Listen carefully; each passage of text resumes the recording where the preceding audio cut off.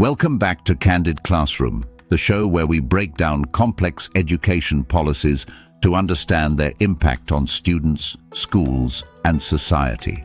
Today, we're diving into the contentious debate over school vouchers. What are they? How do they work? And what does the data say about their effectiveness? Let's explore. School vouchers are government-funded scholarships that allow parents to use public money to send their children to private schools, including religious institutions. The idea is to give families more educational options, especially if they feel their local public schools are underperforming. Vouchers are often presented as a way to empower parents and foster competition among schools. Here's how they work. A state or district allocates a set amount of money per student. Parents can apply for vouchers to use this funding for tuition at eligible private schools. The funding follows the student, meaning public schools lose that portion of funding when a student leaves. Proponents argue that this model creates competition, incentivizing public schools to improve. Critics, however, point to the potential financial strain on public schools and the lack of accountability for private institutions receiving public funds. Advocates of school vouchers emphasize parental choice. They argue that vouchers empower parents to select the best education for their children, especially in underserved areas. Proponents also highlight increased competition, which they believe could push public schools to innovate and improve to retain students.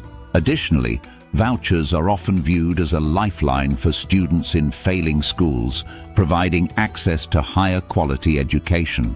Critics raise concerns about the financial impact on public schools, as schools lose funding while still facing fixed costs like teacher salaries and building maintenance.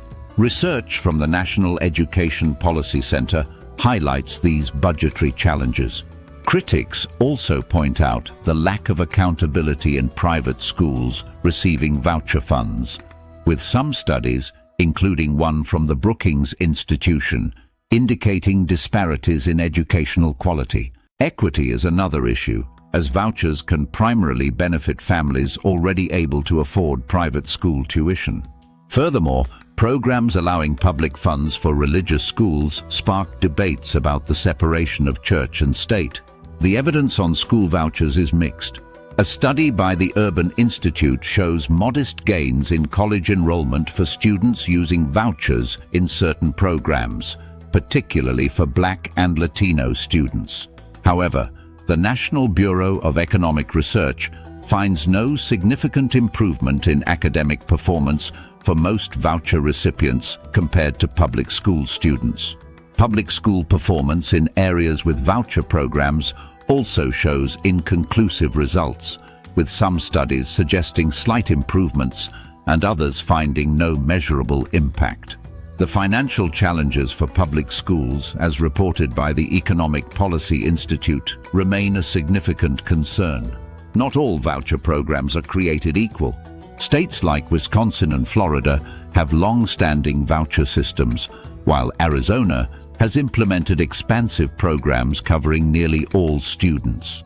The design of these programs, eligibility criteria, funding caps, and accountability measures plays a significant role in their outcomes.